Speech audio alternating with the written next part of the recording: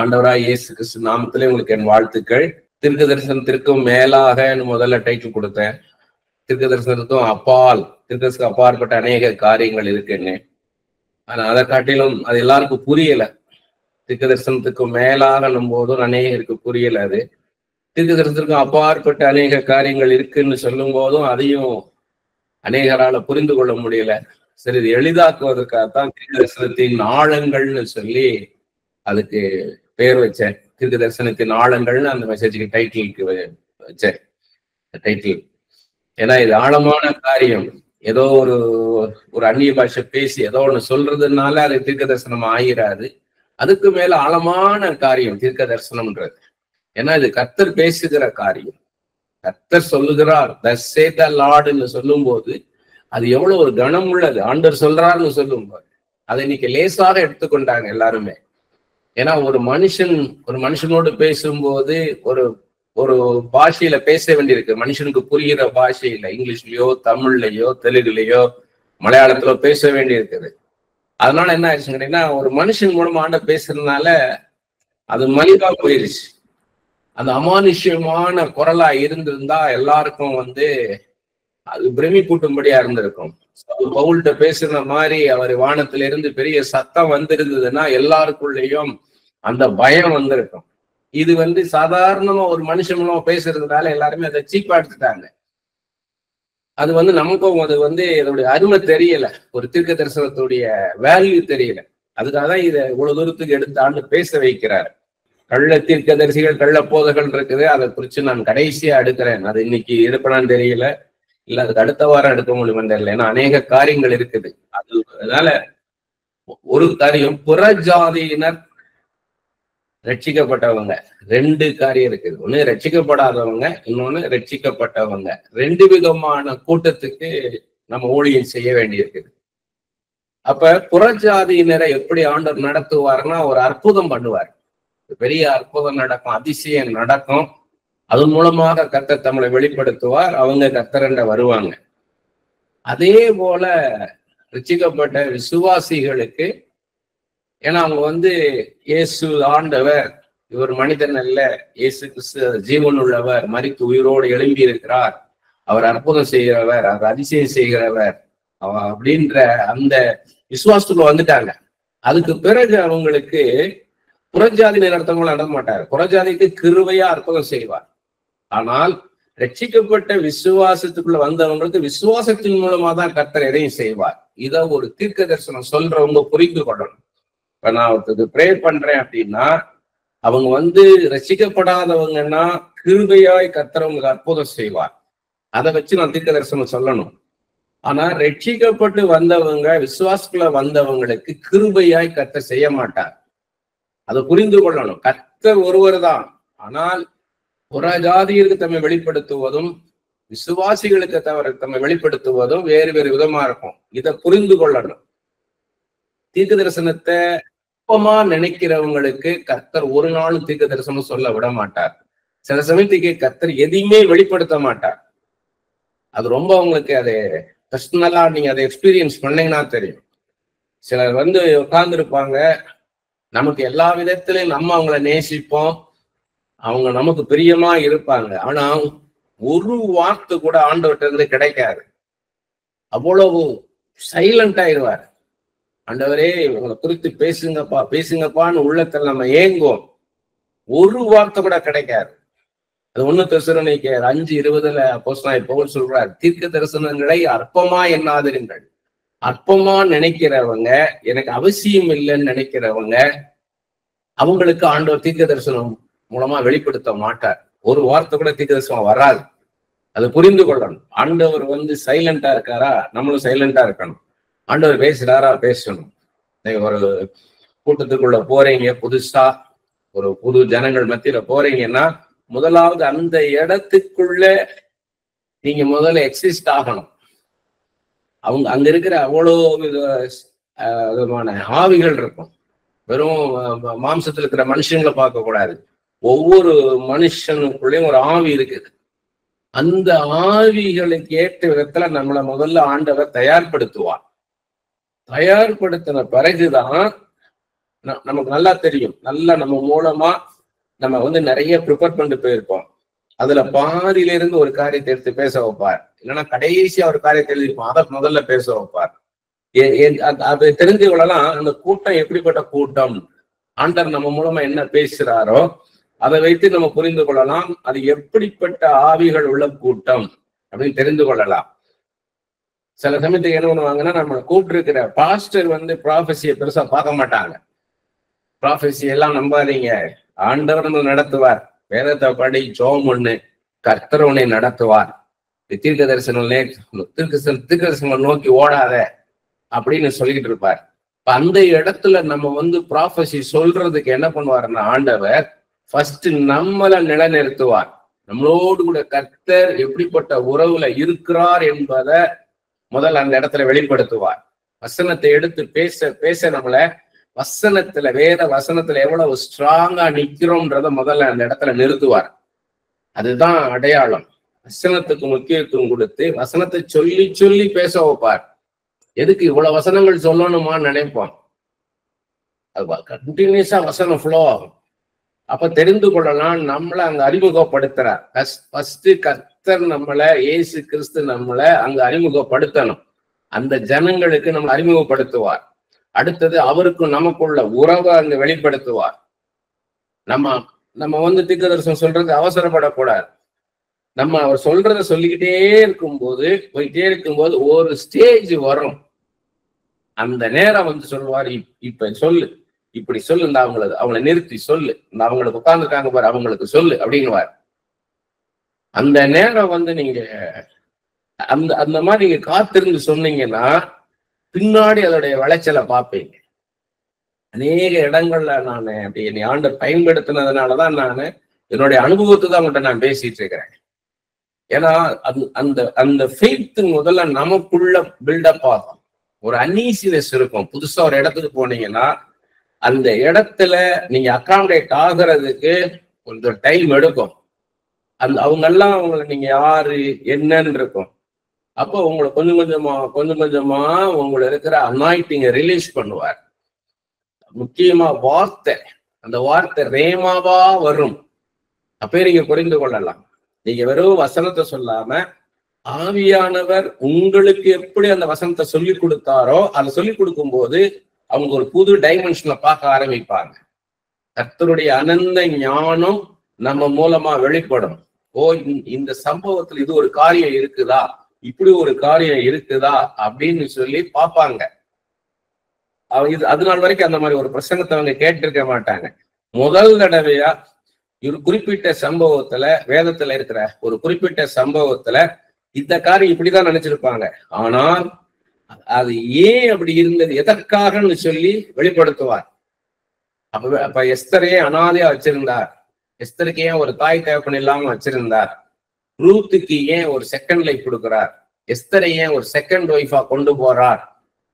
அன்னாளை ஏன் அத்தனை வருஷம் அழ வைக்கிறார், ஜெபிக்க வைக்கிறார், உபவாசம் பண்ண வைக்கிறார். பெனினாளுடைய அவ்வளவு இம்சைகளையும் ஏன் வந்து அன்னாள் மேல வந்து சுமத்துறார். இதெல்லாம் அவங்களுக்குள்ள வந்து இதெல்லாம் யோசிச்சிருக்க மாட்டாங்க. இதுக்கான பதில் உங்க மூலமா ஆண்டவர் பேசிடுவார். இத சொல்லும் போது அவங்கள உட்கார வச்சிருவார், நிமிர்ந்து உட்கார வச்சிருவார்.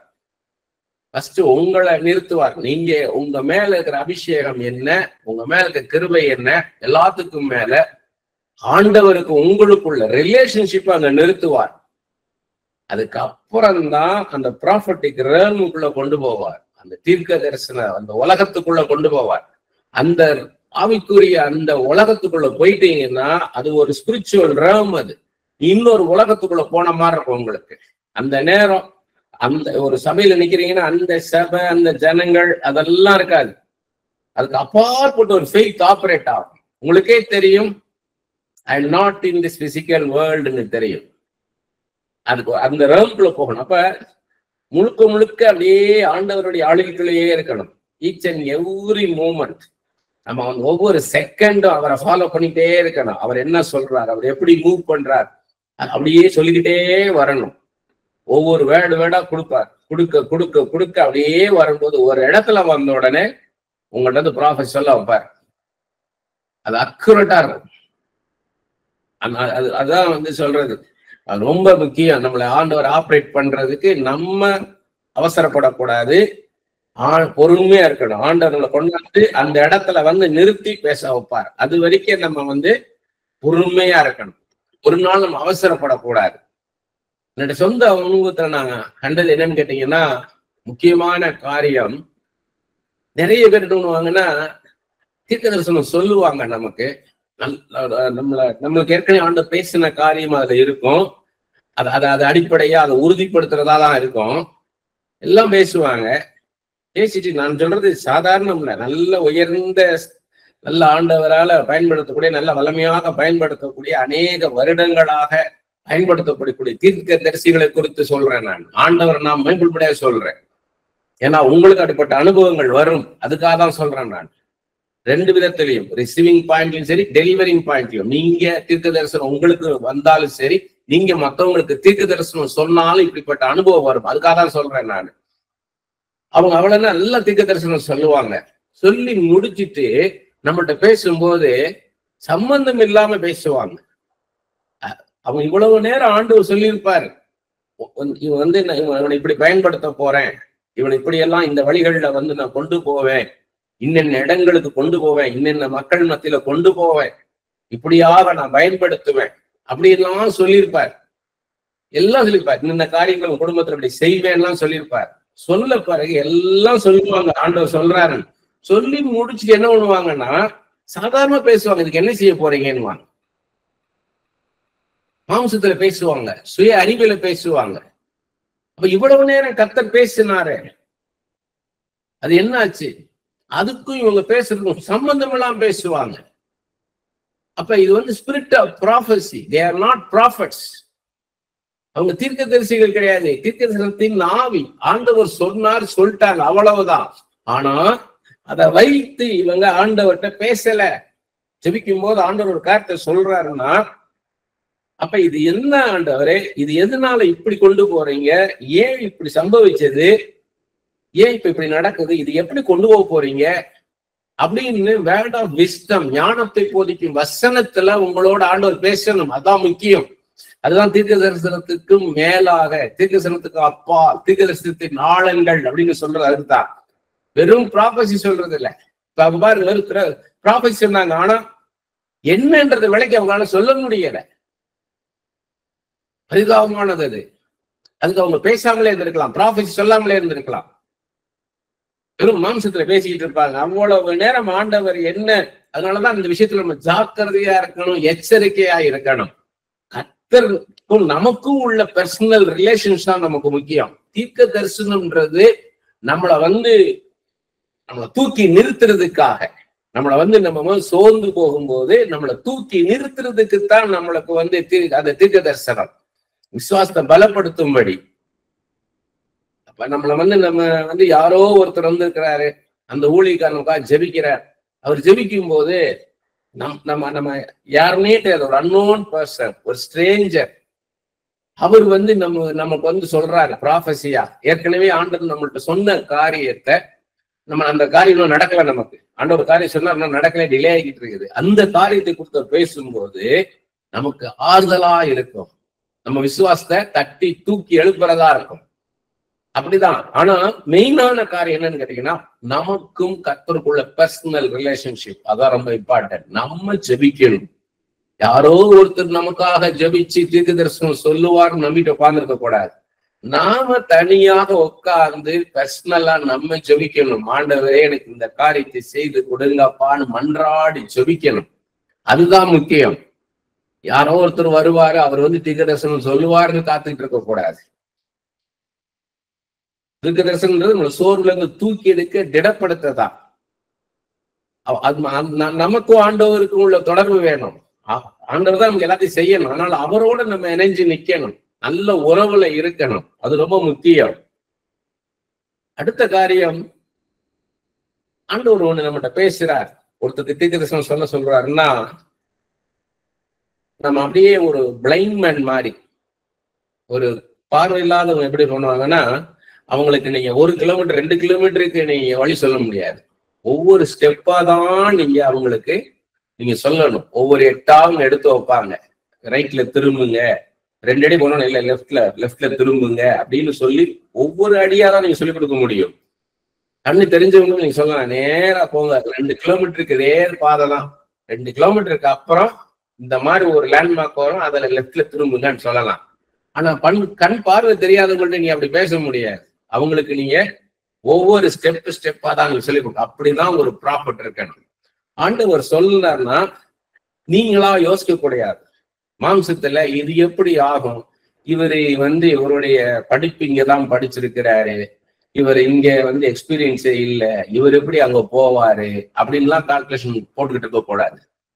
ஆண்டவர்கிட்ட நீங்க கேட்கலாம், எப்படி ஆண்டவரே இவர் இங்க இருக்கிறாரு, இன்னபடி படிச்சிருக்கிறாரு, இவர் எப்படி அங்க கொண்டு போவீங்க, அங்க எப்படி பயன்படுத்துவீங்கன்னு ஆண்டவர் அதெல்லாம் உங்களோட பேசுவார். அதுக்குதான் ஞானத்தை போதிக்கும் வசனம், அறிவை உணர்த்தும் வசனம், அந்த ரகசியத்தை வெளிப்படுத்துவார்.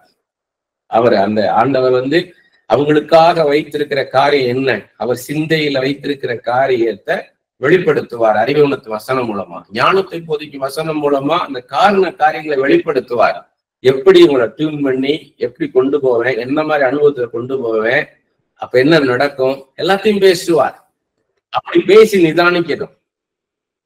அப்ப அதுல என்ன பண்ண கூடாதுன்னா, நம்ம அதை இன்டர்பிரட் பண்ணக்கூடாது. நாம நம்மளுடைய சுயத்துல இருந்து அதை இப்படி கூட்டி கழிச்சு அப்படிலாம் சொல்லக்கூடாது.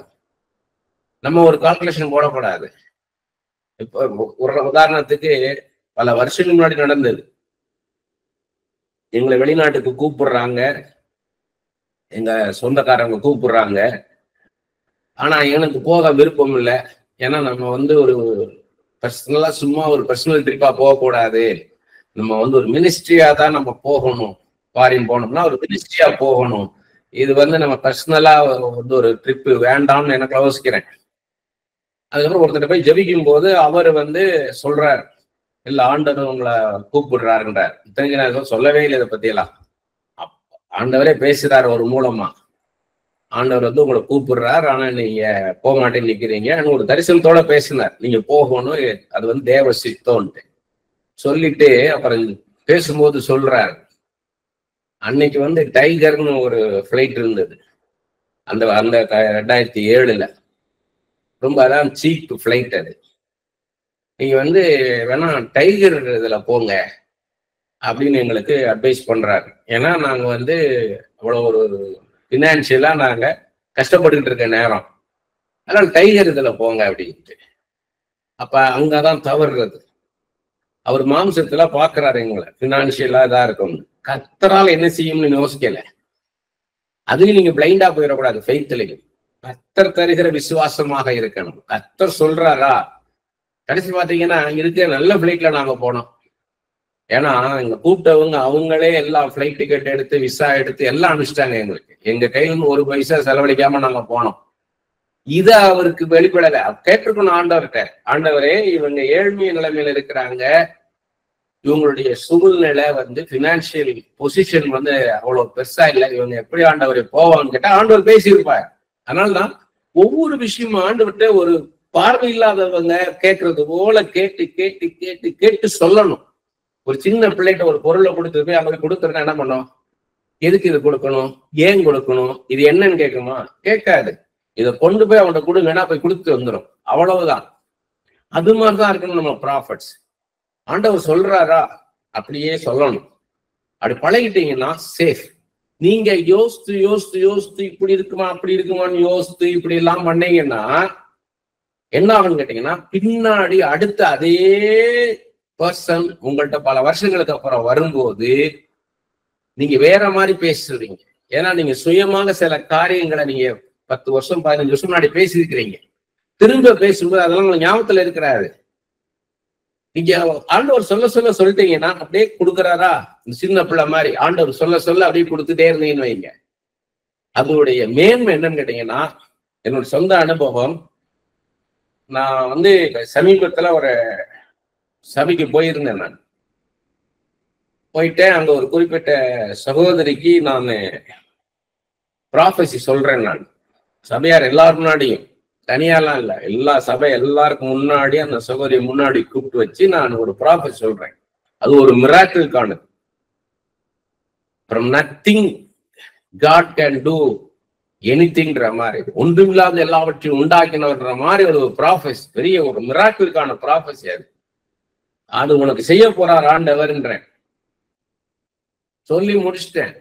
சொல்லி முடிச்சுட்டு நான் மெசேஜ் எல்லாம் முடிச்சு, மெசேஜுக்கு நடுவுல தான் இது நடக்குது, எல்லாம் முடிச்சு கடைசியில எல்லாருக்கும் தனியா ஜெர்மனி கிளம்ப போகும்போது அந்த சகோதரியுடைய தகப்பனார் வந்து சொல்றாரு,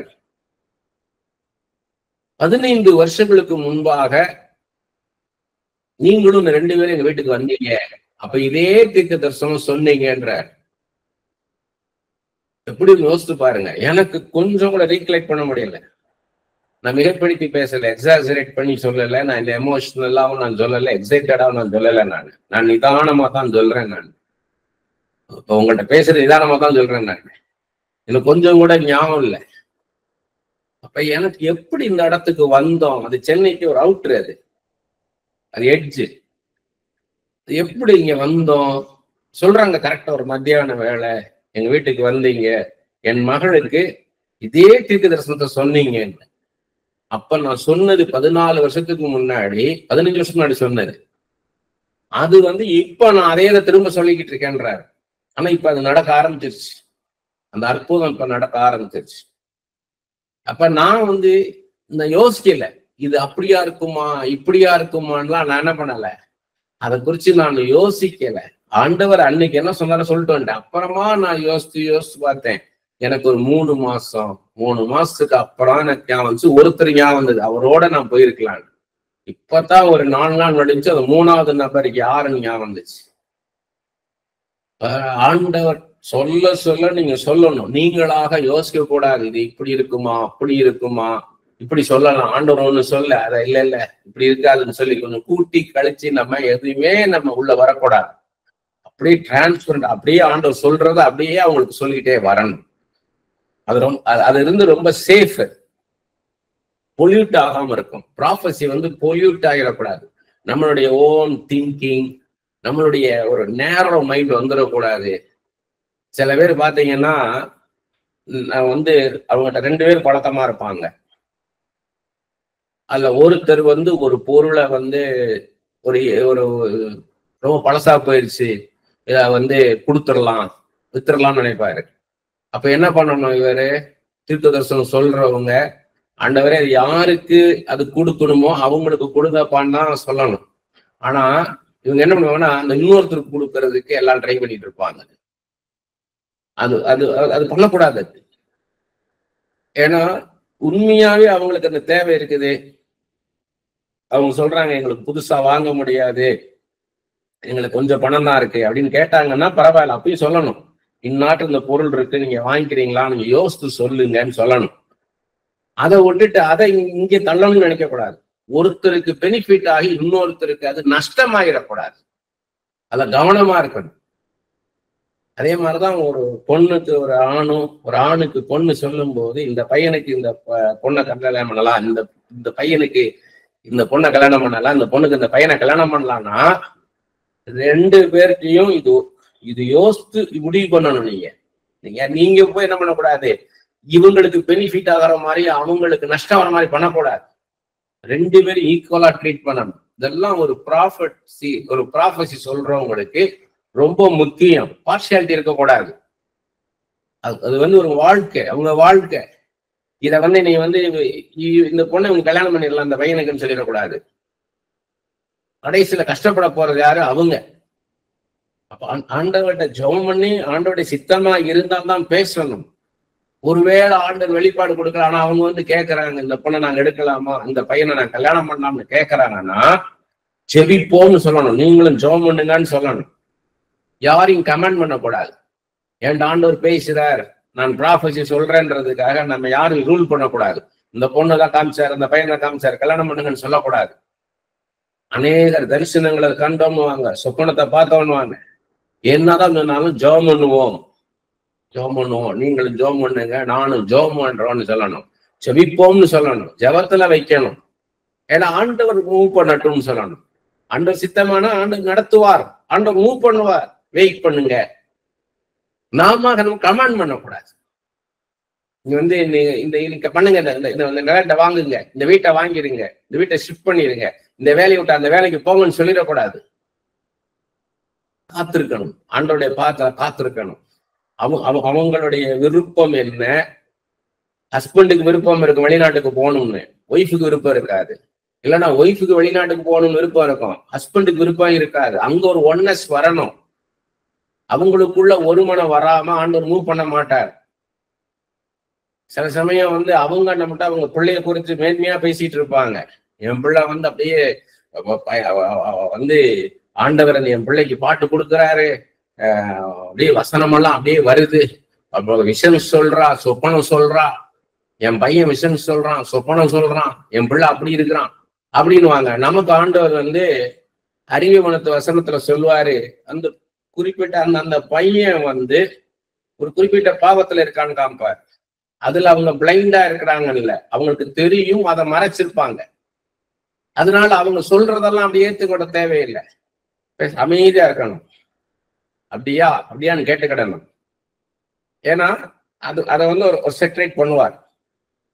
அந்த காரியத்துல சரி பண்ணாம அவங்கள மேல கொண்டு போக மாட்டார், அந்த வாசலை திறக்க மாட்டார். அது நமக்கு தெரியும். கொஞ்சம் டைம் எடுக்கும், ப்ரே பண்ணுவோம்னு சொல்லணும். ஏன்னா நீங்க சொன்னீங்கன்னா அவங்க ஏத்துக்க மாட்டாங்க. உங்க பையன் இந்த மாதிரி ஒரு பாவம் பண்றான் அப்படின்னீங்கன்னா அதை ஏத்துக்க மாட்டாங்க. ப்ரூவ் பண்ண முடியுமான்னு. நம்ம வேலை அது இல்லை. அதான் ஞானத்தை போதிக்கும் வசனம் டாப்ல நிக்கணும்.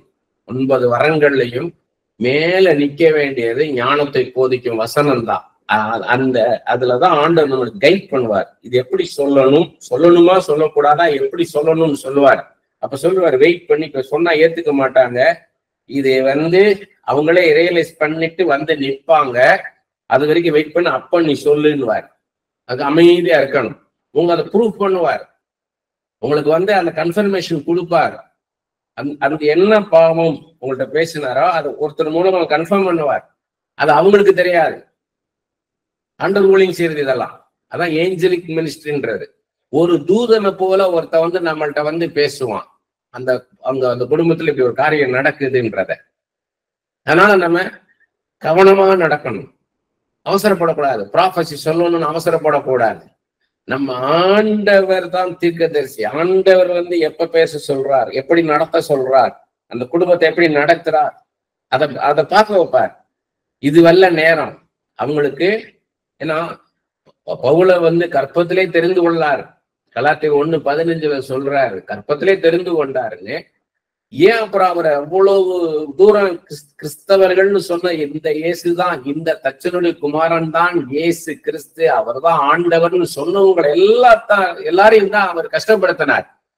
ஸ்தேவானை கொல்லும் போது நிக்க வச்சார். தமஸ்குக்கு போற வழியில தான் என்ன பண்றாரு, அவருக்கு தன்னை வெளிப்படுத்துறார்.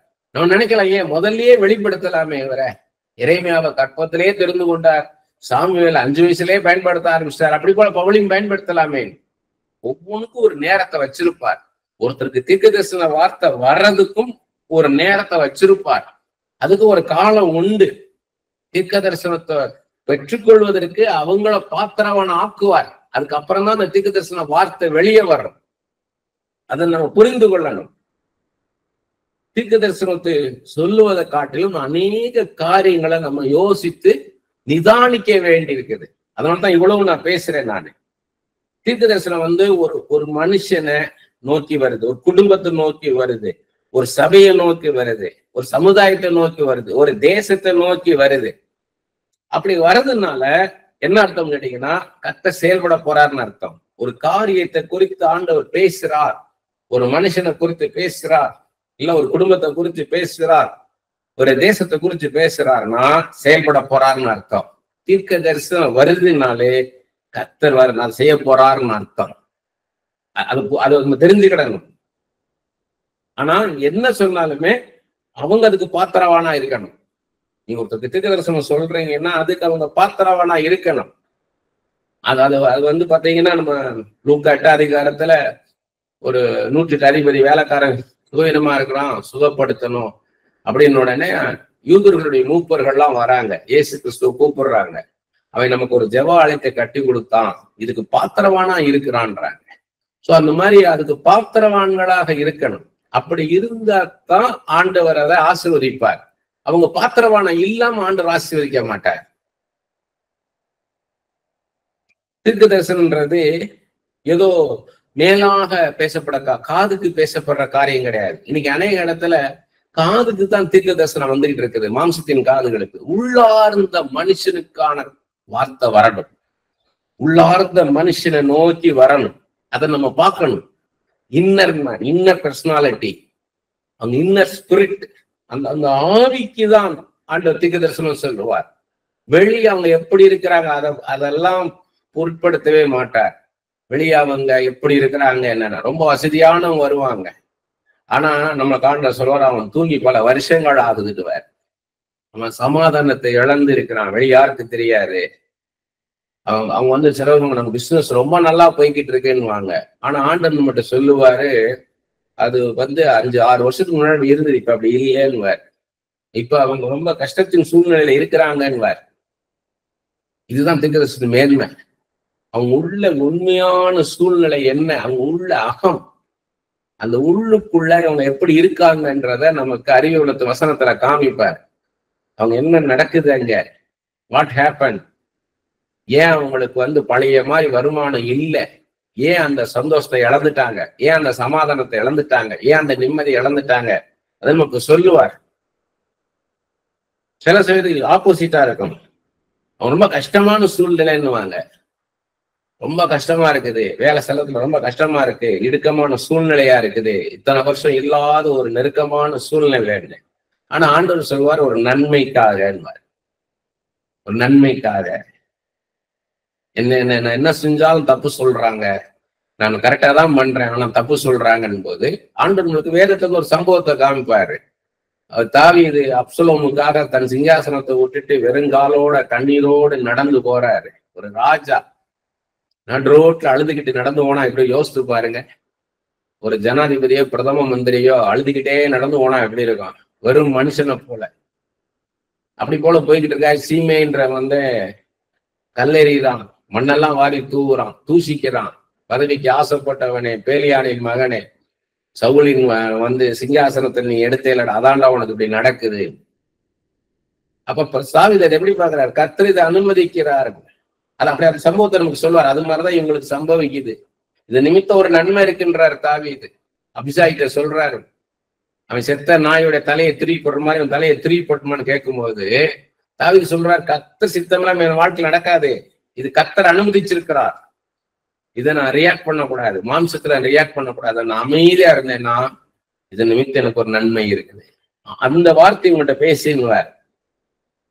அப்ப அந்த சூழ்நிலைக்கு அப்பாற்பட்டு வரக்கூடியதான் ஒரு தீர்க்க தரிசனம். உங்க சூழ்நிலையை பார்த்து அனுசரிச்சு ஒருத்தர் சொல்றாருன்னா அது வந்து தீர்க்க தரிசனம் கிடையாது. நம்ம உண்மையாய் நேசிப்பவங்க தான் நமக்காக ஆண்டவர்கிட்ட மன்றாடி ஜெபிச்சு உபவாசிச்சு கர்த்தருடைய பாதத்துல காத்திருந்து அந்த தீர்க்க தரிசன வார்த்தையை கொண்டு வருவாங்க. அதனால வந்தவங்க போனவங்ககிட்ட எல்லாம் போய் நின்று தீர்க்க தரிசனம் கேட்க கூடாது.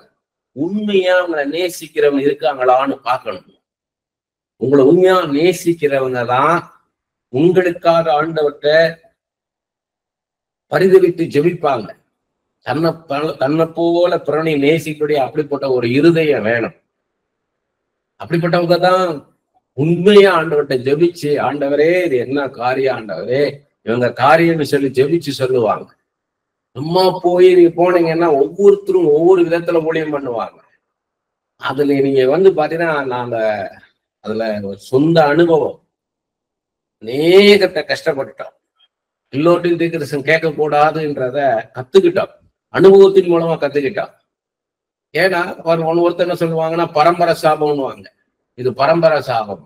இந்தியாவில் இருக்க எல்லாருமே இந்துக்களா இருந்தவங்க தான், அதுக்கப்புறம் தான் அவங்க கிறிஸ்தவர்களாக ஆனாங்க.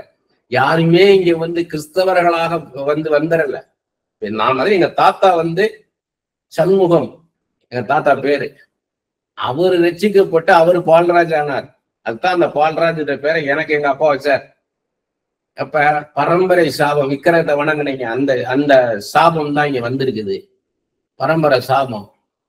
உங்க உங்க வந்து பிதாக்கள் பண்ண பாவங்கள்லாம் உங்க மேல வந்திருக்குன்னு இன்னொருத்தன் வந்து. அப்ப இயேசுவின் ரத்தத்தால கழுவிப்பட்டு சுத்திகரிக்கப்பட்டது. அந்த இயேசுவின் ரத்தம் என்ன பண்ணிச்சு? அந்த பாவம் கழுவப்படலையா? இயேசுவின் ரத்தம் வல்லமை இல்லையா? அடுத்து பாத்தீங்கன்னா சொல்லுவாங்க பாவம்னுவாங்க. இது ஒரு பிறவி குருடனை யோவான் 9 பாத்தீங்கன்னா ஒரு பிறவி குருடனை கொண்டாந்து இவன் பண்ண பாவமா, இவன் பெற்றோர் பண்ண பாவத்தினால இந்த சாபமான்றாங்க. அப்படிதான் உலகம் பார்க்கும்.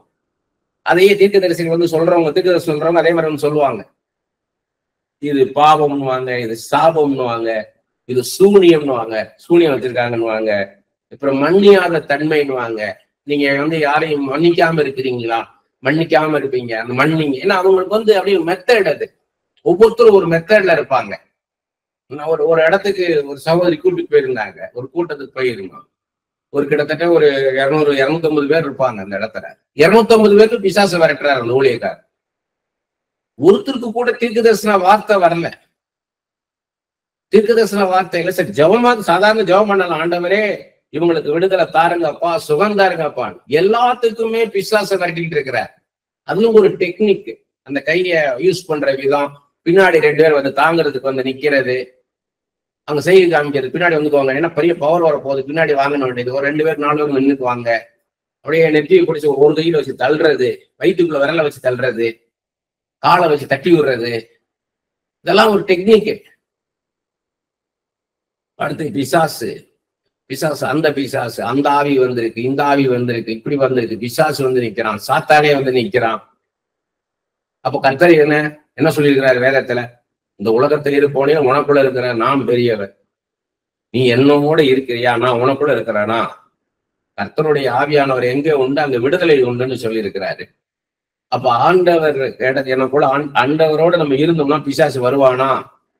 அவன் கெச்சிக்கிற சிங்கத்தை போல யாரை விழுங்கலாம் என்று வகை தேடி சுற்றி சுற்றி வருவான் தான் சொல்லியிருக்காரோடைய, உன்னை கடிச்சு குதறி போடுவான்னு சொல்லியிருக்கிறாரா? சிங்கத்தின் வாயை கட்டி போட்ட தானியேலின் தேவன் நம்முடைய தேவன். இது ஃபால்ஸ் கோப்பு கிடையாது. உண்மையாகவே ஒருத்தர் நமக்கு தீர்க்கதரிசனம் சொல்றாருன்னா அவர் என்ன சொல்லட்டும், எனக்கு தெரியும், என் மனசாட்சி சொல்லும். எனக்கும் கர்த்தருக்குள்ள உறவு என்னன்றத என் மனசாட்சி எனக்கு சொல்லும். என் மனசாட்சி என்ன சொல்லுது? நான் கர்த்தருக்கு எனக்குள்ள உறவு கரெக்டா இருக்கா இல்லையான்னு எனக்கே தெரியும். அது இன்னொருத்தர் சொல்லணும்ன்ற அவசியம் இல்லை. ஆனால் ஒவ்வொருத்தரும் ஒவ்வொரு விதத்துல சொல்லுவாங்க. நீங்க ஒவ்வொருத்தட்டியா போனீங்கன்னா கடைசியில நீங்க என்ன அநேக ஆவிகள் உங்க மேல இறங்கிடும். இது எவ்வளவு சீரியஸான விஷயம் எத்தனை பேர் தெரியும் தெரியாது.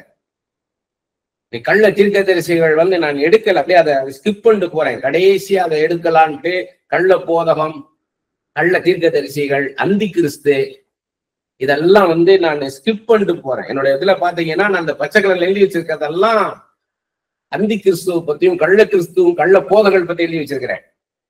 அதை கொண்டாந்தோம்னா கன்ஃபியூஸ் ஆயிரும், அவங்களால காம்ப்ளிகேட் பண்ண முடியாது. அதனால நான் பாசிட்டிவ் ஆஸ்பெக்ட் மட்டும் சொல்லிட்டு போறேன்.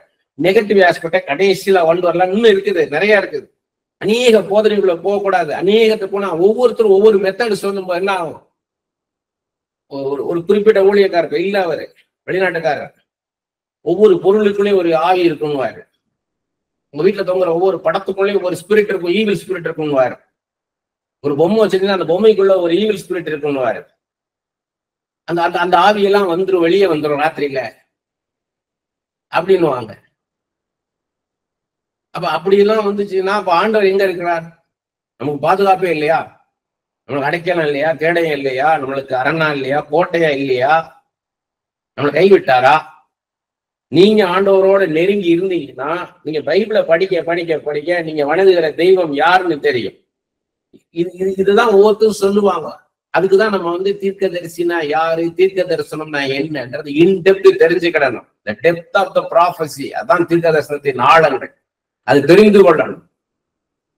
நாம ஜெபிக்கும் போது இதெல்லாம் உடையும், அற்புதம் நடக்கும். நாம ஜெபிக்கணும். பாருங்க, ஒரு தீர்க்கதரிசியை பார்த்து பைபிள் என்ன சொல்லுது. பில்லி கிரஹாம் இருந்தாருன்னு வைங்க, இன்னைக்கு உயிரோட இருக்கிறான்னு வச்சுக்கோம். பில்லி கிரஹாம்கிட்ட போய் அவர்கிட்ட கேட்கிறோம், தீர்க்க தரிசனா யாரு, தீர்க்க தரிசனம்னா என்ன அப்படின்னு கேட்டோம்னா வாட் பைபிள் சேஸ்னா பேசுவார். வாட் த ஸ்கிரிப்சர் சே, இதைத்தான் பேசுவார்.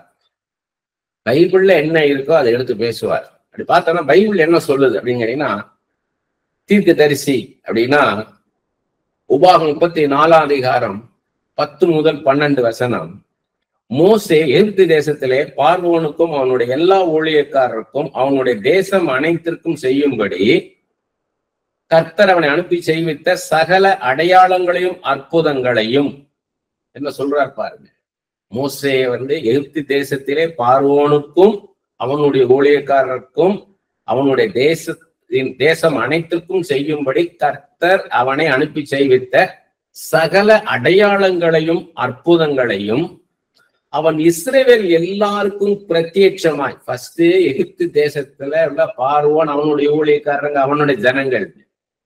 அடுத்தது அவன் இஸ்ரவேலர் எல்லாருக்கும் பிரத்யட்சமாய் செய்த சகல வல்லமையான கிரியைகளையும் மகா பயங்கரமான செய்கைகளையும் பார்த்தால், முதல்ல அடையாளம்னாரு, அடுத்து அற்புதம்ன்றாரு, அடுத்து வல்லமையான கிரியைகள்ன்றாரு, மகா பயங்கரமான செய்கைகள்ன்றாரு. பார்த்தால் இவைகளெல்லாம் பார்த்தால் கர்த்தரை முகமுகமாய் அறிந்த மோசேயை போல ஒரு தீர்க்கதரிசியும் இஸ்ரவேலில் அப்புறம் எழும்பினதில்லை என்று விளங்கும். இது உங்களுக்கு என்ன புரியுது? ஒரு ப்ராஃபஸினா, ஒரு ப்ராஃபட்னா ஒரு ப்ராஃபஸி சொல்லுவார், அவர் வாயினால சொல்லுவார், ப்ராஃபஸி சொல்லுவார், கர்த்தர் சொல்லுகிறார் அப்படின்னு. ஆனா இங்க என்ன சொல்றாரு? அற்புதங்களையும் அடையாளங்களையும் வல்லமையான கிரிகைகளையும் மகா பயங்கரமான செய்கைகளையும் பார்த்தால் மோசேயை போல ஒரு தீர்க்கதரிசி கிடையாதுன்றார்.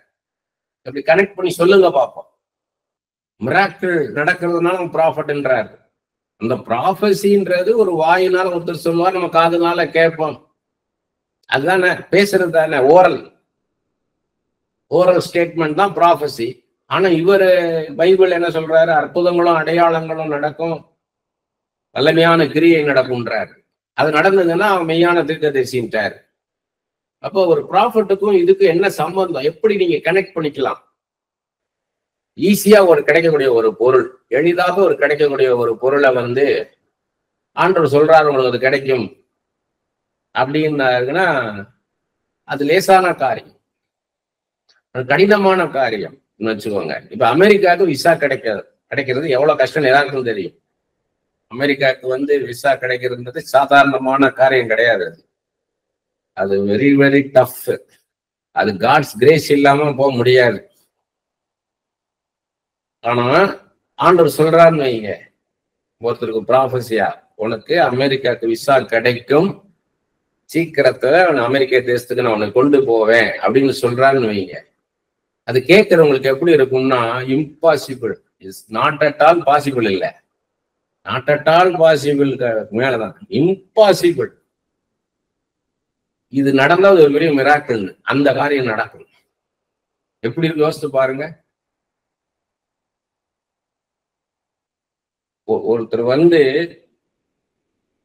ராஸ் டூலின்னு ஒரு ஊழியக்காரர், அவருடைய தமிழ்ல தான் அந்த புக்கு படிச்சிருக்கேன், இங்கிலீஷ்ல அது கிடைக்கல. கடலின் மேல் நடத்தல் இருக்கும், ராஸ் டூலின்னு.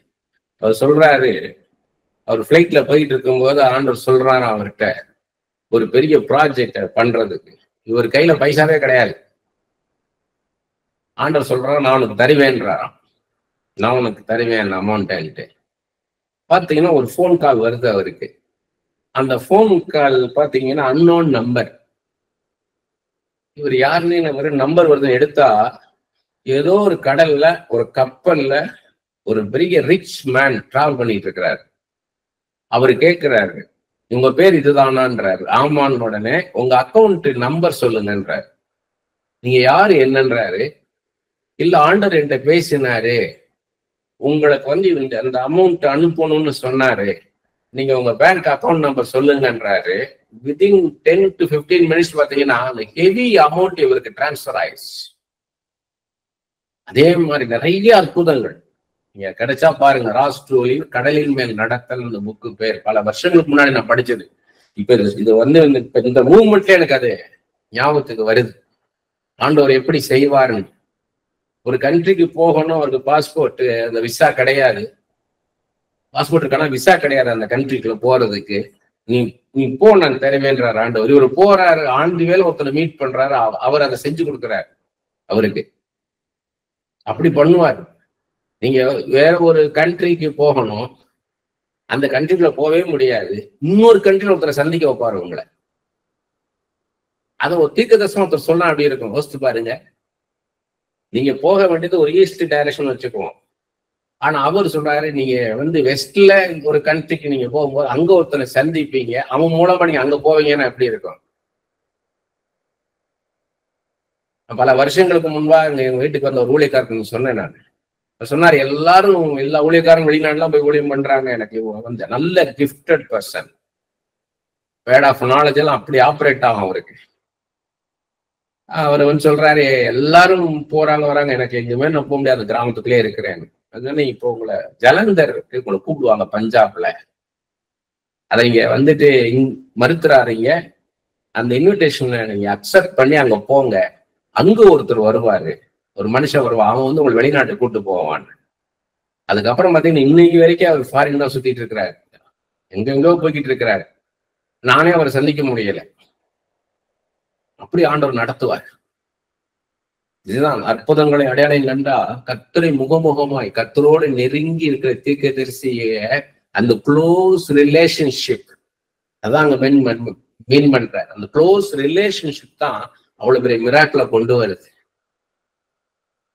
யோவான் எழுதின சுவிசேஷம் 6ஆம் அதிகாரம் 14வது வசனத்துல, இயேசு செய்த அற்புதத்தை அந்த மனுஷர் கண்டு மெய்யாகவே உலகத்தில் வருகிறவான தீர்க்கதரிசி என்றார்கள். 5 அப்பம் 2 மீனை ஆசீர்வதித்து 5000 பேருக்கு மேலானவர்கள் கொடுத்து, கிட்டத்தட்ட 20,000 பேர் இருப்பாங்க. புருஷர்கள் மட்டும் 5000 பேர், அவங்க மனைவிமார்கள் பிள்ளைகள் எல்லாம் கணக்கு பண்ணா 20,000 பேர் இருக்கும்ன்றாங்க. அவ்வளவு பேருக்கு கொடுத்து மீதியானதை 12 கூட எடுக்கிறாங்க. இந்த அற்புதத்தை பார்த்த உடனே ஜனங்கள் சொல்றாங்க, இயேசு செய்த இந்த அற்புதத்தை அந்த மனுஷர் கண்டு மெய்யாகவே உலகத்தில் வருகிறவன தீர்க்கதரிசி என்றார்கள். இதோடைய அர்த்தம் என்ன?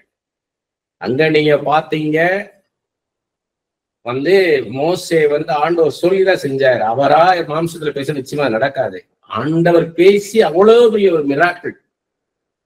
இப்ப இயேசுவ அவங்க சொல்றாங்க இவர் தீர்க்கதரிசி. இது என்ன அர்த்தம் சொல்லுங்க பார்ப்போம். அந்த அற்புதத்தை பார்த்த உடனே இவர் மெய்யாகவே இவர் தீர்க்கதரிசி அப்படின்றாங்க. உண்மையாகவே இவர் வந்து ஆண்டவர், மாம்சத்தில் வந்த தெய்வம் அப்படின்னு சொல்லிட்டாங்கன்னா நம்ம யோசிக்கவே வேணாம்.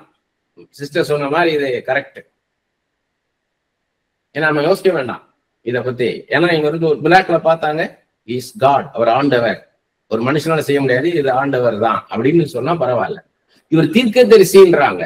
உபாகம் 18 அதிகாரம் 15வது வசனமும் 18வது வசனம், உன் தேவனாகிய கர்த்தர் என்னை போல ஒரு தீர்க்கதரிசியை உனக்காக உன் நடுவே உன் சகோதரன் எழும்ப பண்ணுவார், அவருக்கு செவி கொடுப்பீர்களாக.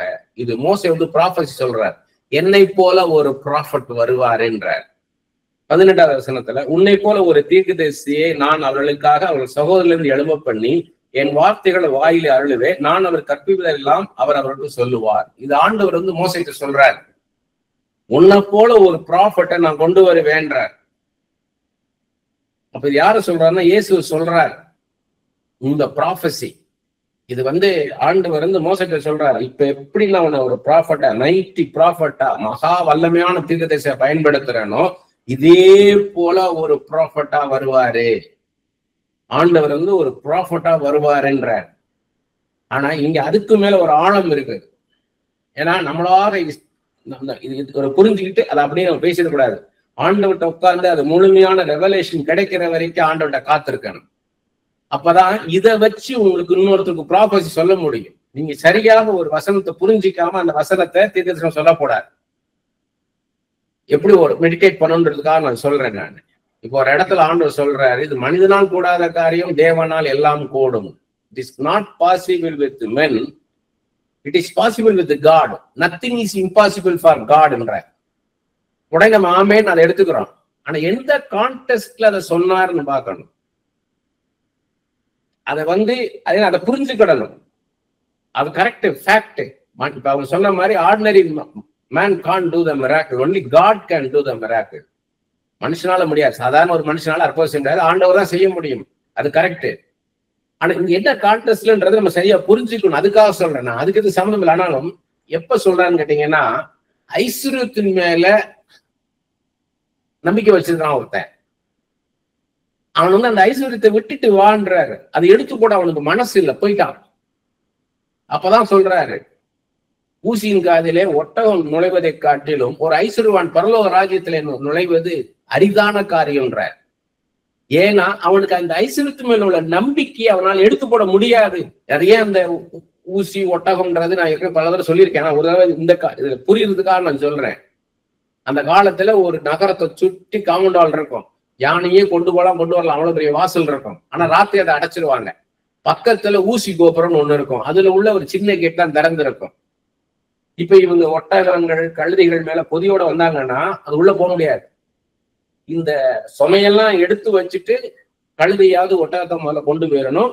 அப்புறம் தான் அந்த வெயிட் எல்லாம் கொண்டு போய் வச்சு திரும்ப கொண்டு போகணும். அதுதான் அந்த எக்ஸாம்பிள சொல்றாரு அவர். அப்ப ஒரு ஐஸ்வர்யத்தின் மேல நம்பிக்கை வச்சிருக்கிறவனுக்கு அவனால அந்த நம்பிக்கை எடுத்து போட முடியாது. It is not possible for men. ஆனால் கர்த்தரால் கொண்டா நான் அவனுக்கு அவனை செய்ய வைக்க முடியும்ன்றார். நான் அவனை செய்ய வைக்க முடியும். அந்த ஐஸ்வர்யத்தினோட நம்பிக்கையை எடுத்து போட வைக்க என்னால முடியும்ன்றார். அதான் சொல்றாரு, மென் இட் இஸ் இம்பாசிபிள் அப்படின்றாரு. இப்ப இந்த கான்டெஸ்ட் என்னன்னு கேட்டீங்கன்னா, இங்க அந்த வசனத்தை எப்படி படிக்கணும்ன்றதுக்காக சொல்றேன்.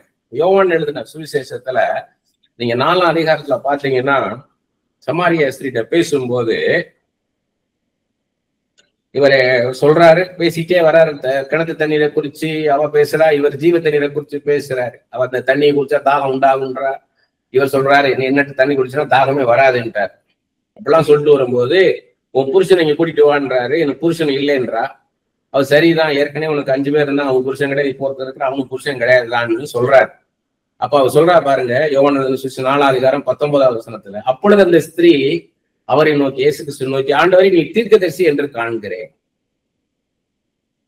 நீ தீர்க்கதரிசி என்று காண்கிறேன். ரகசியங்கள் என் வாழ்க்கையில நடந்த அவ்வளவு ரகசியத்தையும் சொல்றாருன்னு. ஆனா 29வது வசனத்துல சொல்றாரு பாருங்க, அதே சமாரிய ஸ்திரீ 29வது வசனத்துல அந்த ஜனங்கள்கிட்ட போய் சொல்றார், நான் செய்த எல்லாவற்றையும் ஒரு மனுஷன் எனக்கு சொன்னார், அவரை வந்து பாருங்கள், அவர் கிறிஸ்து தானோ என்றாள். முதல்ல தீர்க்கதரிசி என்று காண்கிறேன் என்றா, ஆனா அங்க போய் என்ன பண்றா, அவர் ஆண்டவர் என்றார். நான் கேட்கிற கேள்வி வந்து, பைபிளை எந்த அளவுக்கு நீங்க படிச்சிருக்கீங்க, எந்த அளவுக்கு அண்டர்ஸ்டாண்ட் பண்ணிருக்கிறீங்கன்றதா. அந்த பைபிளை அண்டர்ஸ்டாண்ட் பண்ணும் போதுதான் ஆண்டவரை அண்டர்ஸ்டாண்ட் பண்ண முடியும். ஆண்டவர் உங்கள்கிட்ட பேசும்போது கிளியரா உங்களுக்கு சொல்ல முடியும் இதுதான். ஏன்னா எதுக்காக அதெல்லாம் இவ்வளவு தூரத்துக்கு எடுத்துட்டு வரேன் அப்படின்னா, அந்த மூவ்மெண்ட் என்ன பேசுறா அதை சொல்லிட்டு வர்றதுல நம்ம பங்கு ஒண்ணுமே கிடையாது. நம்ம ஒண்ணும் லேர்ன் பண்ண முடியாது. ஆண்டவரை பத்தி நீங்க அறிந்து கொள்ளணும், அது ரொம்ப முக்கியம். ஆண்டவர் அதுலதான் பர்டிகுலரா இருப்பார். ஆண்டவர் உங்களை வந்து ஒரு ப்ராஃபட்டஸா யூஸ் பண்றாருன்னா, நீங்க போய் ஒரு ப்ராஃபெஷனலா சொல்றாரு, நீங்க அப்படி சொல்லு அப்படி சொல்லுன்றா, நீங்க சொல்லிட்டு வந்துடுறீங்க. அந்த மூமெண்ட்டை சொல்லிட்டே வந்துட்டு இருக்கீங்க. ஒரு காம்ப்ளிகேட்டட் இஷ்யூ வரும் பொழுது உங்களால அண்டர்ஸ்டாண்ட் பண்ண முடியாது.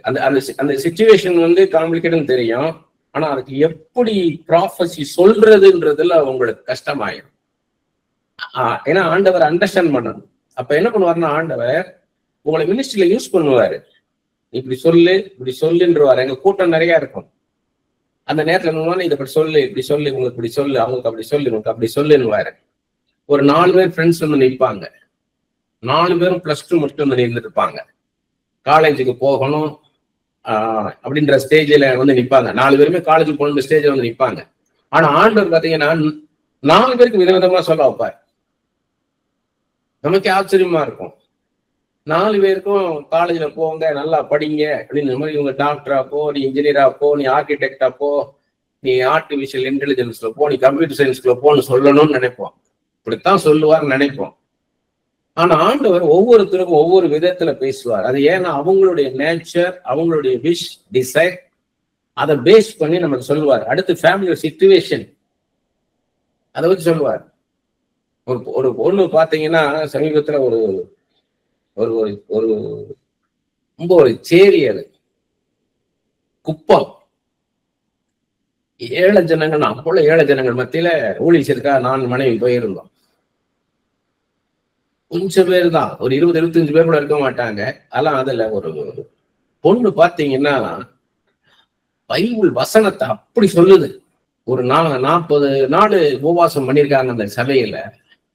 40 நாள் என்னென்ன வசனங்களை சொல்லி அவங்க ஜெபிச்சாங்க அப்படின்றத முதல் நாள் இன்னென்ன வசனங்கள், 2வது நாள் இன்னென்ன வசனங்கள், 3வது நாள், 4வது நாள், 40 நாள் என்னென்ன வசனங்களை சொன்னாங்களோ அத்தனை வசனங்களையும் சொல்லுது. அப்படியே மனப்பாடமா சொல்லுது. ஒரு தப்பு இல்ல. அவ்வளவு வசனத்தையும் டீட்டெயில்டா சொல்லிட்டே வருது. கடைசியா எல்லாம் முடிஞ்சு கிளம்பும் போது, நீ என்னப்பா படிக்கிற? என்னன்னா, +2 முடிச்சிட்டேன், நான் வேலைக்கு போறேன். ஏன் நீ மேல படிப்பா? இவ்வளவு தூரம் மெமரி பவர் இருக்கு, இவ்வளவு இன்டெலிஜென்டா இருக்கிற. இல்ல, எங்க அப்பா எனக்கு கிடையாது, எங்க அம்மா தான் கஷ்டப்பட்டு வேலை பார்த்து எங்களை படிக்க வைக்கிறாங்க, என்னால மேல படிக்க முடியாது, நான் வேலைக்கு தான் போகணும்.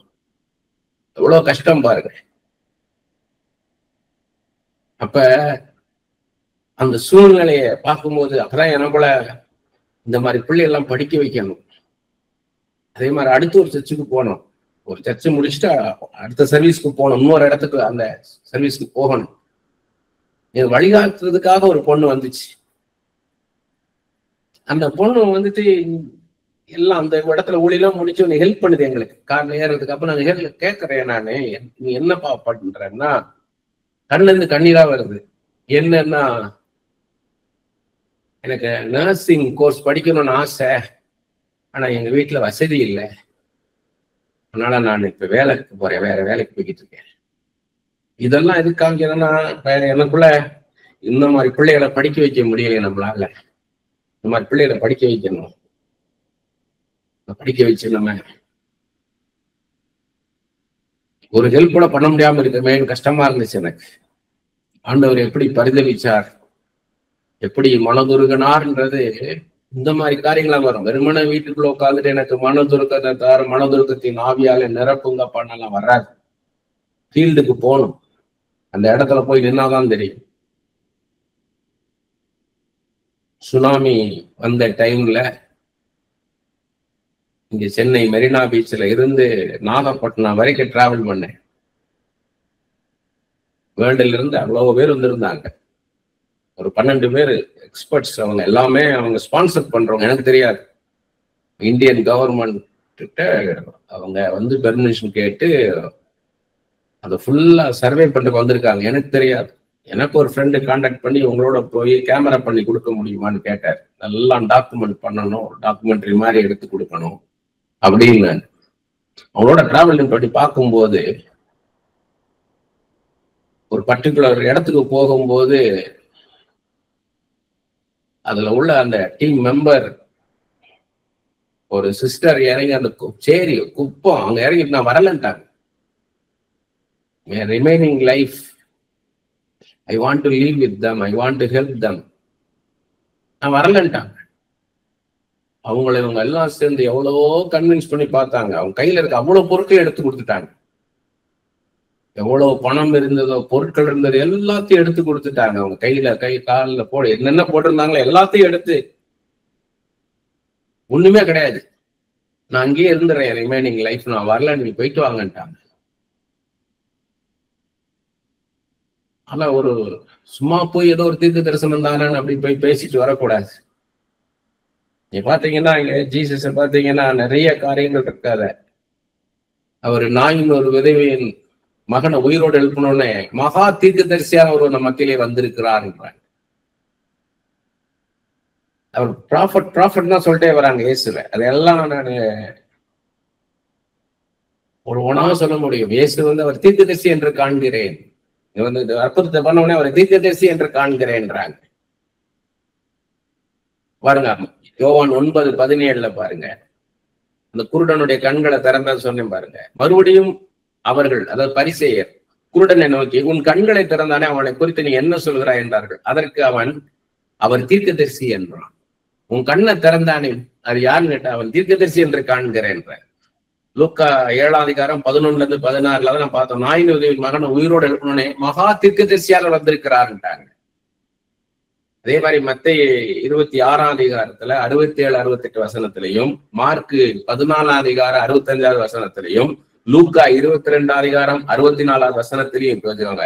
அவரை வந்து ஒரு துணியால மூடிட்டு அவரை குற்றானுங்க, குட்டியே அவரை தலையில குட்டினானுங்க, கன்னத்துல அரைந்து உண்மை அடித்தவன் யார், அதை ஞான தரிசனம் எங்களுக்கு சொல்லும் என்றார்கள்.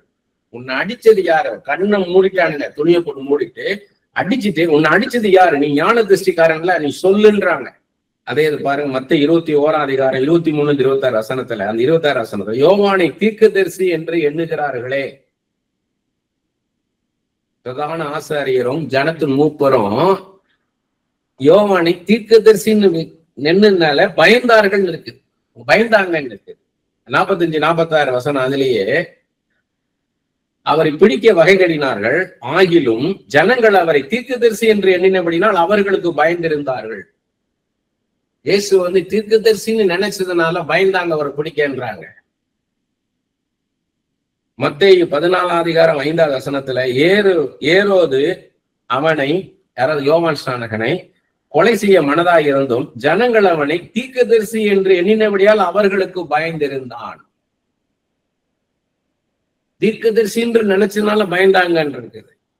மத்தேயு 11:10-11 வசனங்களை பார்க்கிறோம். ஸ்திரீகளிடத்திலே பிறந்தவர்களில் யோவான் ஸ்நானனை பார்க்கிலும் பெரியவன் ஒருவனும் எழும்பினது இல்லை, ஆகிலும் பரலோக ராஜ்யத்தில் சிறியவனா இருக்கிறவன் அவனிலும் பெரியவனா இருக்கிற என்று உங்களுக்கு மெய்யாவை சொல்லுகிறேன். லூக்கா 7:28 இதே எப்படி இருக்குன்னா, ஸ்திரீகளிடத்தில் பிறந்தவர்களில் யோவான் ஸ்நானனை பார்க்கிலும் பெரிய தீர்க்கதரிசி ஒருவனும் இல்லை, ஆகிலும் பரலோக ராஜ்யத்தில் சிறியவனா இருக்கிறவன் அவனிலும் பெரியவனா இருக்கிற உங்களுக்கு மெய்யாவை சொல்லுகிறேன். இது பெரிய ரகசியம். இதை புரிஞ்சுக்கிட்டீங்கன்னா உங்களுடைய பலன் என்னன்னு தெரிஞ்சிடும். God is your strength, but what is his strength தெரிஞ்சுக்குவீங்க. ஆண்டவர் தான் உங்களுக்கு இன்னைக்கு தீர்க்க தரிசனத்தை அற்பமா எடுத்துட்டாங்க, சீப்பா போகுது. போன வாரத்துல ஒரு பெரிய ஊழியக்காரரை பார்த்தோம், பெரிய கூட்டம், எல்லாரும் பெரிய ஊழியக்காரங்க, நல்ல ஆண்டவர் அவங்கள பல வருடங்களாக ஆண்டவர் அவங்களை எல்லாம் பயன்படுத்திட்டு இருக்காரு. அதுல ஒருத்தர் மேலே நின்று பேசுறாரு. அவர் சொல்றாரு, இன்னைக்கு ப்ராஃபஸின்றது சீப்பாகி போயிடுச்சு, ரொம்ப மலிவாயிருச்சு, சும்மா ஏதோ ஆண்டவர் சொன்னார்னு சொல்லிட்டு இருக்கிறாங்க. ஆழமான காரியங்கள், அவசியமான காரியங்கள் ஏராளம் இருக்குது. தேசத்துக்கு அவசியமான காரியம் இருக்குது, தமிழ்நாட்டுக்கு அவசியமான காரியம் இருக்குது, இந்தியாவுக்கு அவசியமான காரியம் இருக்குது, ஒவ்வொரு குடும்பத்துக்கும் அவசியமான காரியம் இருக்குது. அதெல்லாம் விட்டுட்டு எதையோ பேசிட்டு இருக்காங்களே. ஒரு நியூஸ் பேப்பரை எடுத்து என்ன பார்ப்பீங்க? இந்த அகமதாபாத் பிளைட்டு ஆக்சிடென்ட் ஆச்சு. அந்த நேரம் நம்ம என்ன நியூஸை பார்த்தோம்? பேப்பரா இருக்கட்டும், டிவியா இருக்கட்டும், அந்த அகமதாபாத் பிளைட் என்ன ஆச்சு? 240 பேர் போனாங்க, என்னாச்சு? கீழே கிரவுண்ட்ல எத்தனை பேர் அடிபட்டான்? எத்தனை பேர்? ஒருத்தர் கூட இல்லையா, ஒரே ஒருத்தர் தான் தப்பிச்சிருக்கிறாரு. அப்ப அத குறிச்சு என்ன, அதைத்தான் நம்மளுக்கு மெயின். அப்படித்தான் ஒரு ப்ராஃபஸி வரணும். உங்க வீட்டுல இத்தனை தென்னை மரம் நிக்குது, அதுல இத்தனை தென்னை மரத்துல இவ்வளவு காய் காய்க்குது, அதுல ஒரு ஓரமா இருக்குது, அந்த தென்னை மரம் மட்டும் அப்படியே சின்னதா நிக்குது, ஒரு காய் கூட வரமாட்டேங்குது. அதுவும் முக்கியம். உங்களுக்கு உங்க பர்ஸ்ல, உங்க வேலட்ல இவ்வளவு பணம் வச்சிருக்கிறீங்க, அதுவும் முக்கியம்.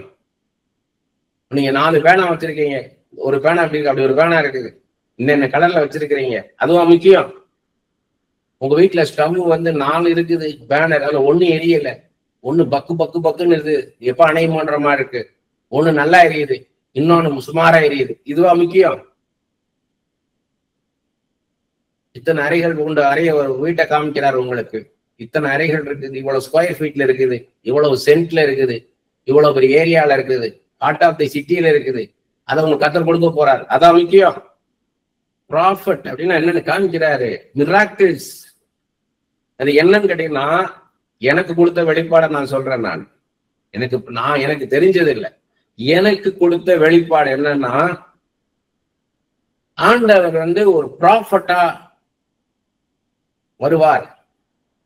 ஒரு மோசேயை போல, எலியாவை போல, எலிசாவை போல, சாமுவேலை போல அவரும் தீர்க்க தரிசனம் சொல்லுவார், அற்புதங்களும் அடையாளங்கள் நடக்கும், அதன் பிறகு அவர் ஆண்டவர் என்று வெளிப்படுவார். சோ 2 கேட்டகரிங்க நீங்க பார்க்கணும். ஒண்ணு காட், இன்னொன்னு ப்ராஃபட். ப்ராஃபட்ஸ் எடுத்துக்கலாம் நம்ம. ஆண்டவர், தீர்க்கதரிசிகள். முதல்ல ஆண்டவர் என்ன பண்றாருன்னா தீர்க்கதரிசிகள் மூலமாக செயல்பட்டே வர்றாரு. இன்னொன்னு அந்த ஓல்ட் டெஸ்டமெண்ட்லயே சொல்லிட்டு வர்றாரு, ஃபுல்லா ப்ராஃபசி. ஆண்டவர் மனுஷனா வரப்போறாருன்ட்டாரு. ஏசாயா தீர்க்கதரிசி சொல்றாரு, ஏனோக்கு சொல்றாரு, ஏனோக்கு காலத்திலேயே சொல்லியாச்சு வரப்போறார், ஆண்டவர் மனுஷனா வரப்போறாருட்டு. இது சொல்லிக்கிட்டே வர்றாங்க. சைலண்ட் இயர்ஸ் எல்லாம் போகுது. அதுக்கப்புறம் அது நடக்க ஆரம்பிக்குது. அந்த ப்ராஃபசி எல்லாம் நடக்க ஆரம்பிக்குது. அவரு ஒரு ப்ராஃபட் மாதிரியே வர்றார். எப்படி மோசே, எலியா, எலிசா, சாமுவேல், தானியேல் இவங்கெல்லாம் எப்படி வந்தாங்களோ அதே போல இயேசுவும் ஒரு ப்ராஃபட்டா வர்றாரு. அவர் சொல்றதெல்லாம் அப்படி நடக்குது. அப்பதான் அவன் சொல்றாரு, என்னை ஜனங்கள் யார் என்று நினைக்கிறார்கள்னு கேட்கும் போது சிலர் எலியான்றாங்க, சிலர் எரேமியான்றாங்க, சிலர் தீர்க்கதரிசிகள், ஒரு பூர்வ காலத்து தீர்க்கதரிசிகள் ஒருத்தர்ன்றாங்க, ஒருத்தர் மரித்த யோவான் ஸ்நானகன் உயிரோட வந்துட்டானோன்னு சொல்றாங்க. அப்படின்போது நீங்க இதை யார் என்று சொல்லுகிறீர்கள்னு கேட்கிறார். அப்பதான் பேதுரு சொல்றாரு, நீர் தேவகுமாரன், நீர் ஆண்டவர், you are God in flesh, இது மாம்சத்தில் இருந்த தெய்வம் போது இது உன் மாம்சமும் ரத்தமும் உனக்கு வெளிப்படுத்தல, நீ சுயமாக யோசித்து நீ சொல்லல, பிதாவானவர் உனக்கு வெளிப்படுத்தி இருக்கிறார் என்றார். இந்த மாதிரி நீங்க நல்ல பைபிள நல்ல வெளிப்பாடுகளோட படிச்சீங்கன்னா தான் ஒரு மனுஷனுடைய வாழ்க்கையில் என்ன நடக்குதுன்ற கூட ஆண்டவர் கம்யூனிகேட் பண்ண முடியும். தீர்க்க தரிசனத்தின் மேன்மை என்னன்னு பாருங்க. 1 சாமுவேல் 3:1 சாமுவேல் என்னும் பிள்ளையாண்டான் ஏரிக்கு முன்பாக கர்த்தருக்கு பணிவிடை செய்து கொண்டிருந்தான். அந்நாட்களிலே கர்த்தருடைய வசனம் அபூர்வமாய் இருந்தது, பிரத்யட்சமான தரிசனம் இருந்ததில்லை. சாமுவேல் என்னும் பிள்ளையாண்டான், சின்ன பிள்ளையா இருக்கிற 5 வயசு, அண்ணாள் விட்டுட்டு போயிட்டாங்க தாய். அவன் ஏலிக்கு பணிவிடை செஞ்சிட்டு இருக்கிறான், ஆசாரியனுக்கு. அந்நாட்களிலே in those days கர்த்தருடைய வசனம் அபூர்வமாய் இருந்தது. ரேர். ஆண்டவர் பேசினார்னு சொல்ற தீர்க்க தரிசனமே இல்ல அவங்களுக்கு.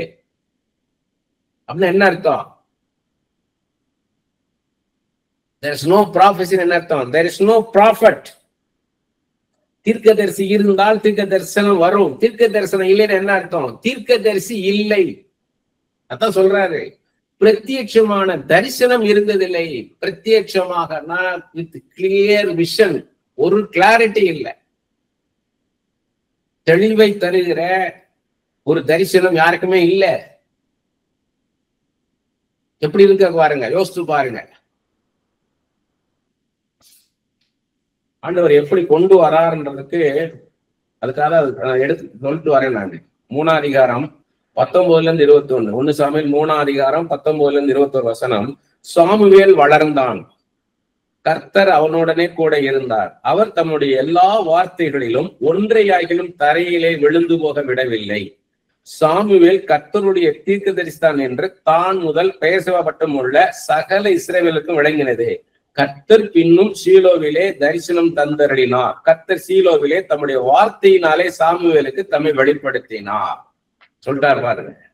ஃபர்ஸ்ட் அபூர்வமா இருக்குது, ஒரு நோ ப்ராஃபட், ஒரு தீர்க்கதரிசியும் இல்லைன்ட்டாரு. இங்க சாமுவேல் வளர்ந்து வரான், சாமுவேல் ஆண்டவர் தீர்க்கதரிசியை பயன்படுத்துறார். அவர் வாயிலிருந்து புறப்பட்டு வந்த ஒரு வார்த்தை கூட வீணாய் போலனா, எல்லாமே நடந்ததுன்றார்.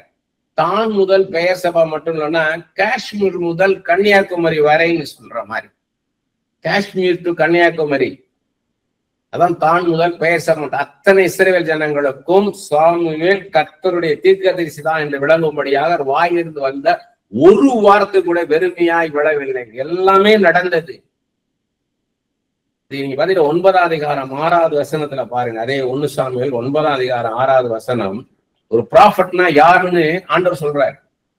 அதற்கு அவன், அதாவது சவுல் கழுதை தேடி வராரு, கூட துணைக்கு வந்த வேலைக்காரன், அந்த வேலைக்காரன் பேசுறான், இதோ இந்த பட்டணத்திலே தேவனுடைய மனுஷன் ஒருவர் இருக்கிறார், அவர் பெரியவர், அவர் சொல்லுகிறதெல்லாம் தப்பாமல் நடக்கும், அங்கே போவோம், ஒருவேளை அவர் நான் போக வேண்டிய நம்முடைய வழியை நமக்கு தெரிவிப்பார் என்றான். எப்படி சொல்றார் பாருங்க. அவர் சொல்லுவதெல்லாம் தப்பாமல் நடக்கும், அதான் ப்ராஃபட். நீங்க அதை ஏசாயா 44:26 இருக்குது. என் ஊழியக்காரின் வார்த்தையை நான் அப்படியே நிறைவேற்றுவேன்றார். அக்னியா இறங்கி வாரும் ஐயான்னு எலியா சொன்னோடனே அக்னியா இறங்கி வந்துட்டார். சொன்னார்னு அப்படி நடக்கும். சூனேமியாளுக்கு ஏதாவது செய்யலாமான்னு கேஎஸ் கிட்ட கேட்கிறாரு எலிசா. எலிசா இந்த வேலைக்காரன் கேஎஸ் கேட்கிறாரு. சூனேமியால் வீட்டுல தங்க வச்சிருக்கிறா, வரும்போதெல்லாம் தங்க வச்சு சாப்பாடு கொடுத்து அவங்கள பாத்துக்கிறார். உடனே அவர் கேட்கிறாரு ஒரு நாள் எலிசா, இவ்வளவு நல்லா நம்மளை கவனிக்கிறா, சரக்கரணையோட கவனிக்கிறாளே, இவளுக்கு நம்ம ஏதாவது சொல்லலாமா? நான் ராஜாட்டியாவது சேனாபதிட்டா சொல்லலாமான்னு. பாருங்க, ஒரு ப்ராஃபட் எப்படிப்பட்ட ரிலேஷன்ஷிப் பாருங்க. கிங்கிட்ட ஏதாவது சொல்லணுமா இல்ல சேனாபதிட்ட ஏதாவது சொல்லணுமான்னு கேட்கிறாரு. அந்த அளவுக்கு இன்ஃபுளுன்ஸ் அவருக்கு, அந்த அளவுக்கு வேல்யூ கொடுத்து வச்சிருக்காங்க கிங் அந்த சேனாபதி. ரெண்டாவது அந்த பொசிஷன், ஃபர்ஸ்ட் செகண்ட் பொசிஷன் உள்ளவங்க ராஜாவும் சேனாபதி. அவங்கள்ட்ட ஏதாவது சொல்லணுமான் போது கேஎஸ்சி சொல்றாரு, இல்ல அதை விட மேலான காரியம் ராஜாவாலையும் ஒரு சேனாபதியில் முடியாத காரியம், ஆனா நீ செய்ய முடியும். என்னன்னா, வயசானவங்க சூனேமியாள், புருஷனும் வயசானவன், குழந்தை இல்லை அப்படின்னு உடனே அவளுக்கு கூப்பிடுன்னு சொல்லிட்டு, அடுத்த வருஷம் இந்நேரம் உனக்கு ஒரு குழந்தை இருக்கும். ஒரு ஆண்டவர்கிட்ட கேட்டாரா எலிசா, ஆண்டவரே ஓ ரமா காபா ரா காபா லோ காத்தா ராபா, என்ன சொல்லணும் ஆண்டவரே சொல்லுங்கப்பான்னு கேட்டாரா? அந்த அளவுக்கு ரிலேஷன்ஷிப். அந்த பழையாட்டு காலத்துல அந்நிய பாஷை கிடையாது, அது வேற விஷயம். ஒருவேளை எலிசா இந்த காலத்துல இருந்தாருன்னா இப்படி கேட்டிருப்பாரா? அந்நிய பாஷை பேசிட்டு ஆண்டவரே நான் என்ன சொல்லட்டும் அப்பா என்ன சொல்லட்டும் கேட்டிருப்பாரா? இல்ல, க்ளோஸ் வாக் வித் காட். ஏனோக்கு, நோவா எல்லாம் கர்த்தரோடு சஞ்சரித்தாங்க என்ற. மோசே கர்த்தரோடு முகமுகமாய் பேசிட்டு இருந்தாருன்றாங்க. அப்ப அந்த அளவுக்கு க்ளோஸ் ரிலேஷன் இருக்கிறதுனால ஆண்டவருடைய மைண்ட் என்ன, வில் என்ன, அவருடைய ஹார்ட் எப்படி இருக்கும் எல்லாம் தெரிஞ்சு வச்சிருக்கிறாங்க. அதனால இப்படிப்பட்ட ஒரு சிச்சுவேஷன்ல அவங்க செய்வாரு. அடுத்த வருஷம் இன்னொரு ஒரு குழந்தை இருக்குனாரு, அதே மாதிரி ஒரு குழந்தை கத்த கொடுத்துட்டார். அதான் ஒரு ப்ராஃபட்டுடைய ஒரு ப்ராஃபஸியுடைய மேன்மை. அது வரைக்கும் சூனாமிக்கு எப்படின்னு யோசிப்பாங்க, அது மறந்தே இருப்பாங்க. யோசித்து பார்க்கணும் கற்பனையில. ஒருவேளை எஸ்தரை நீங்க மீட் பண்ணீங்கன்னு வைங்க, இன்னைக்கு எஸ்தரை மீட் பண்றீங்க, நீங்க போறீங்க, ஏதோ ஒரு வீட்டுக்கு போறீங்க, ஒரு ரிலேட்டிவ் வீட்டுக்கு போறீங்க, தங்கி இருக்கிறீங்க. காலையில எந்திரிச்சு பாக்குறீங்க, எல்லாரும் கிளம்பி போய்கிட்டு இருக்கிறாங்க. எல்லாம் அப்பா அம்மா அண்ணன் தங்கச்சி எல்லாம் குடும்பம் போறாங்க. ஒரு வீட்டுல மட்டும் ஒரு அண்ணனும் தங்கச்சி மட்டும் இருக்கிறாங்க. அந்த அண்ணனும் வேலைக்கு போயிட்டான், அந்த தங்கச்சி மட்டும் உட்கார்ந்து இருக்குது. அது எல்லாம் கூட்டி பெருக்கி எல்லாம் பண்ணிக்கிட்டு இருக்கு. தாங்க அண்ணனுக்கு எல்லாம் ஹெல்ப் பண்ணுது, பாத்துட்டு இருக்கீங்க. எல்லாம் போட்டு கடைசியில கதவெல்லாம் பூட்டி அந்த சாவி எடுத்து ஒரு கூரையில ஒரு இதுல சொருகிட்டு அது ஸ்கூல் பேக்கை தூக்கிட்டு நடந்து போகுது. 2 நாள் பாக்குறீங்க. 3ஆவது நாள் உங்க சொந்தக்காரங்க சொல்றாங்க, பாவம் அண்ணாத பிள்ளை அவங்க அண்ணன் எடுத்து வளர்த்துட்டு இருக்காரு, செத்த வீட்டுக்கு போயிருந்தாரு அவங்க அப்பா அவங்க செத்த வீட்டுக்கு. போன இடத்துல இந்த பிள்ளை தனியா நின்று சரி வாழ்ந்து கூப்பிட்டு வளர்த்துக்கிட்டு இருக்காரு. அந்த பிள்ளையோட பழக்கம் வருது உங்களுக்கு, அந்த எஸ்தரோட உங்களுக்கு பழக்கம் வருது. அந்த எஸ்தருக்கு நீங்க எப்படி ஜெபிச்சு எப்படி ப்ராஃபஸ் சொல்லுவீங்க யோசித்து பார்க்கணும். ரூத்தை நீங்க சந்திக்கிறீங்க, அதே மாதிரி கல்யாணம் ஆச்சு 10 வருஷம் வாழ்ந்தோம், புருஷன் செத்து போயிட்டாரு, என்னோட சகோதரன் செத்து போயிட்டாரு, மாமனார் செத்து போயிட்டாரு, மாமியார் நகோமியோட இருக்கிறேன் அப்படின்னு போறோம். அவங்க நேட்டிவிட்டியே போறேன், நான் அவங்க நேட்டிவ் பிளேஸ்க்கே போறேன். அப்ப என்ன வார்த்தை சொல்லுவீங்க? இன்னைக்கும் எஸ்தர்கள் இருக்கிறாங்க, இன்னைக்கும் ரூத்துகள் இருக்காங்க, இன்னைக்கும் அன்னாள்கள் இருக்கிறாங்க, இன்னைக்கும் யோசேப்பு சிறைச்சாலையில் இருக்கிற யோசேப்புகள் இருக்கிறாங்க, இன்னைக்கும் அடிமையா இருக்கிற தானியர்கள் இருக்கிறாங்க, இன்னைக்கும் முர்தேகர்கள் இருக்கிறாங்க, இன்னைக்கும் கொர்நேலிகள் இருக்கிறாங்க, இன்னைக்கும் தொற்காள்கள் இருக்கிறாங்க. அவங்களுக்கு நீங்க என்ன வார்த்தை சொல்லுவீங்க?